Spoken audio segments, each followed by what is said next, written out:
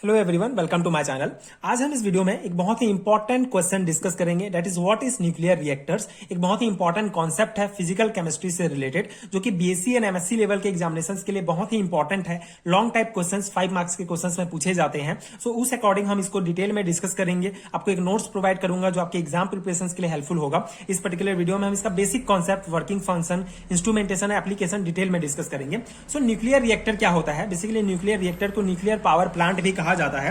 A nuclear reactor is a source of intense heat which is used for generation of power in nuclear power stations. Okay, so basically nuclear power plant या nuclear reactors क्या होता है? Source of intense heats. Okay, intense heat मतलब बहुत ज्यादा heat प्राप्त करने का एक सोर्स है, या फिर इससे जो है हम जनरेट कर सकते हैं पावर, इलेक्ट्रिक पावर जो है हम यहां से जनरेट कर सकते हैं by using this nuclear reactors. And nuclear reactor is based on the principle of control fusion reactions. Okay, control fusion reactions के मेन प्रिंसिपल पर वर्क करता है। हमने पिछले वीडियो में fusion reactions and fusion reactions के बारे में डिस्कस किया है। अगर आपने वीडियो नहीं देखा है तो आपको चैनल में आप जाके चेक कर सकते हैं। सो फ्यूजन रिएक्शंस बेसिकली क्या होता है? फ्यूजन रिएक्शन जैसे यूरेनियम 235 को अगर हम हीट करते हैं तो वो जो जब उसमें रिएक्शन होना स्टार्ट होता है तो हमारा क्रिप्टॉन, बेरिलियम प्राप्त होगा, उसके साथ जो है न्यूट्रॉन जो है हमको प्राप्त होते हैं। तो इस प्रकार से फ्यूजन रिएक्शन जिसको हम एक बार स्टार्ट होगा तो उसको जो है कंट्रोल करना बहुत मुश्किल होता है बेसिकली। तो उस प्रिंसिपल पर ये वर्क करता है। अब हम यहाँ पे इसका इंस्ट्रूमेंट देखेंगे,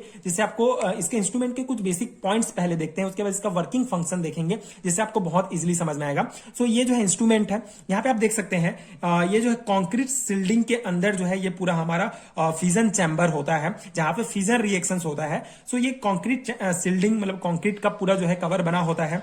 इसका मेन कारण है क्योंकि फ्यूजन रिएक्शंस होता है, फ्यूजन रिएक्शंस को जो है कंट्रोल करना बहुत मुश्किल होता है, इसलिए इस प्रकार के कंक्रीट शिल्डिंग से जो है ये फ्यूजन चैम्बर घिरा होता है। फ्यूल रॉड्स लगे होते हैं, मॉडरेटर होता है, कंट्रोल रॉड्स होता है, प्रेशर वेसल्स होते हैं, स्टीम्स यहाँ पे जा रहे हैं, एंड ये टर्बाइन जो main important part of this all reaction that is turbine and electric generator. उसी प्रकार ये लेक और रिवर से जो है पंप के द्वारा वाटर यहाँ पे हमारा पंप होता है। तो ये मेन पार्ट्स हो गए। अब यहाँ पे इसका वर्किंग फंक्शन कैसे होता है? सबसे पहले वर्किंग फंक्शन स्टार्ट करने के लिए हमको ये फ्यूल रॉड सबसे इंपॉर्टेंट है। फ्यूल रॉड जो कि यूरेनियम 235 का जनरली बना होता है, फिजनेबल मटेरियल्स होते हैं।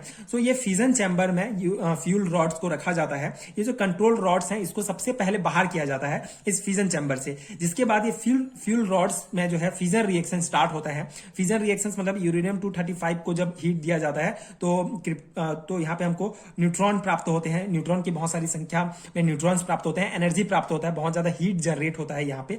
उसके बाद यहाँ पे जब हीट जनरेट होगा तो ये जो पंप, ये जो पाइप है, बेसिकली यहाँ से पाइप लगा होता है, इसमें ये हीट जो है पास होगा, ये हीट इसमें पास होगा, और यहाँ पे पंप की सहायता से जो है यहाँ पे वाटर भरा होता है, और वाटर के ऊपर ये पंप लगा होता है। तब जब ये हीट जो है इस पंप में जाएगा तो ये जो वाटर होगा ये बहुत ज्यादा वाष्पीकृत हो जाएगा। इस हीट के कारण ये जो है स्टीम बनना स्टार्ट हो जाता है, वेपराइज होना स्टार्ट हो जाता है ये वाटर, जिससे ये जो स्टीम होगा या ये जो हमारा ये जो वाष्प होगा ये इस नली की सहायता से टरबाइन को जाके घुमाना स्टार्ट कर देता है।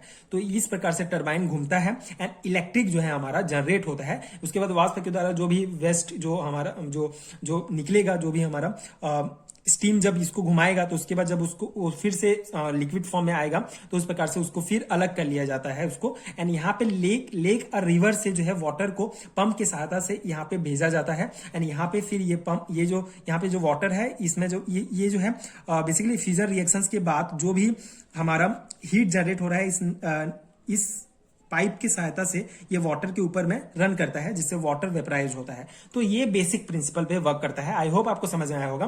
फ्यूजन चैम्बर में फ्यूजन रिएक्शंस होगा जिससे हीट जनरेट होगा। हीट जनरेट होगा तो ये जो हमारा वाटर है ये वाष्प में बदल जाएगा, वेपराइज हो जाएगा, जिससे ये स्टीम जाके टरबाइन को घुमाएगा एंड इलेक्ट्रिक जो है इलेक्ट्रिक जनरेटर में हमारा इलेक्ट्रिक जनरेट होगा। तो ये जो है बेसिक प्रिंसिपल है, बेसिक इंस्ट्रूमेंट है। अब इसको आप सेमेस्टर एग्जामिनेशन में किस प्रकार से अटेंड करेंगे, इंस्ट्रूमेंट को किस प्रकार से डिटेल में एक्सप्लेन करेंगे, उसको हम देखते हैं। सो फ्यूल रॉड, सबसे पहले जो इसके इंपॉर्टेंट पार्ट्स हम डिस्कस कर लेते हैं इंस्ट्रूमेंट के। पहला है fuel rod. Fuel rod it is a fissionable material to be used for the fusion reactions, fusion process to take place. Generally uranium 235 is used as a nuclear fuel rod के रूप में इसको use किया जाता है। And moderators, so it's slow down the energetic neutrons speed and the reactions and slow down the nucleus fusion process by the fuel element in form of moderator H2O, heavy water, D2O, graphite etc. are used. So moderator का main work होता है कि जो neutron जो speed में बन रहे होते हैं, एनर्जेटिक न्यूट्रॉन्स बनते हैं, उसको स्लो डाउन करता है या फिर जो न्यूक्लियर फ्यूजन की जो रिएक्शन होता है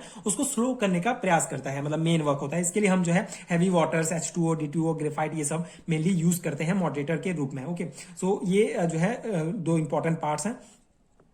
नाउ इंस्ट्रूमेंट का तीसरा पार्ट है control rod. Control rod it's observe the excess neutron present in moderator during the nuclear chain reactions, usually such control rod made up the boron and cadmium. So ये जो control rod लगे होते हैं ये basically जैसे जो है fusion reactions होगा तो बहुत सारे न्यूट्रॉन्स जो है निकलेंगे, सो जो एक्स्ट्रा जो न्यूट्रॉन्स होंगे उसको जो है एब्जॉर्व करता है कंट्रोल रॉड, जो मेनली जो है बोरोन एंड कैडमियम से मिलकर बना होता है। उसके बाद coolant, basically a substance which is used to remove the heat produce and transfer it from the core of the nuclear reactor to the surrounding is called the coolant. Example heavy water and liquid sodium. Heavy water and liquid sodium as a coolant use किया जाता है, मतलब पूरा जो बहुत ज्यादा heat वहां पे जनरेट हो रहा है तो उसको जो है मैनेज करने के लिए, मेंटेन करने के लिए कूलेंट यूज किया जाता है।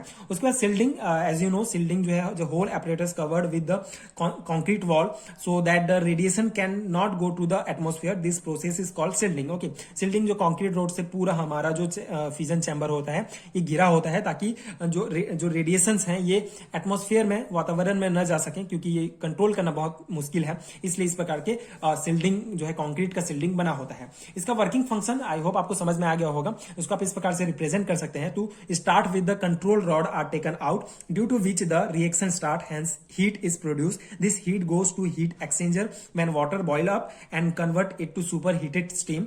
This heat goes to turbine due to the which turbine rotates and hence electricity is produced. Okay, so इस प्रकार से इसका वर्किंग फंक्शन है। इसके कुछ इंपॉर्टेंट एप्लीकेशन पार्ट हैं जो बहुत इंपॉर्टेंट हैं, यूजेस हैं, किस प्रकार किस चीजों में इसका यूज किया जा रहा है। तो सबसे मेन यूज है, they are used in electric power generation. जो मेन यूज है electric power generation, electric power generate करने के लिए यूज किया जाता है। सेकेंड है, they can be used for propulsion of ships, submarines and aircraft. Okay, propulsion of ship, submarines and aircraft के propulsions के लिए यूज किया जाता है। मेन बेसिकली जो शिप होगा या सबमरीन्स होंगे ये चलते हैं तो इसको यूज करके भी टरबाइन घुमा के जो है हम शिप को आगे बढ़ा सकते हैं समुद्र में, इसके लिए भी मेनली यूज किया जाता है, कैन बी यूज्ड।